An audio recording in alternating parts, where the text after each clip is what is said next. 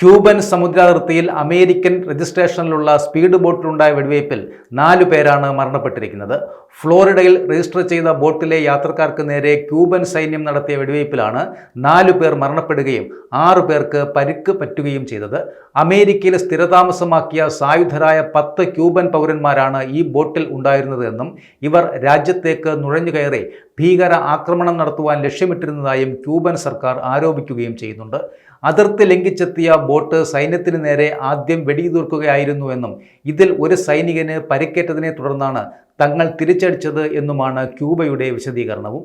ബോട്ടിലുണ്ടായിരുന്നവരിൽ ഭൂരിഭാഗം പേർക്കും ക്രിമിനൽ പശ്ചാത്തലമുണ്ടെന്നും തീവ്രവാദ പ്രവർത്തനങ്ങളുമായി ബന്ധമുള്ളവരാണ് ഇവരിൽ പലരുമെന്നും ക്യൂബൻ ആഭ്യന്തര മന്ത്രാലയം വ്യക്തമാക്കുകയും ചെയ്തിട്ടുണ്ട്.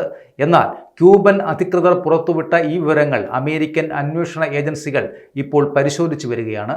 കൊല്ലപ്പെട്ടവരിൽ അമേരിക്കൻ പൗരന്മാരാണോ അതോ അവിടെ സ്ഥിരതാമസമാക്കിയവരാണോ എന്ന കാര്യം കണ്ടെത്താൻ US ആഭ്യന്തര സുരക്ഷാ വകുപ്പും കോസ്റ്റ് ഗാർഡും സംയുക്തമായി അന്വേഷണം ആരംഭിച്ചതായി American state secretary Marco Rubio മാധ്യമങ്ങളെ അറിയിച്ചിട്ടുമുണ്ട്. ക്യൂബൻ തീരത്ത് വർഷങ്ങൾക്ക് ശേഷമുണ്ടാകുന്ന ഈ വെടിവയ്പ് സംഭവം അമേരിക്കയും ക്യൂബയും തമ്മിലുള്ള നയതന്ത്ര ബന്ധത്തിൽ വലിയ സംഘർഷങ്ങൾക്ക് വഴിവെച്ചേക്കുമെന്നാണ് അന്താരാഷ്ട്ര മാധ്യമങ്ങൾ ഇപ്പോൾ വിലയിരുത്തുന്നത്.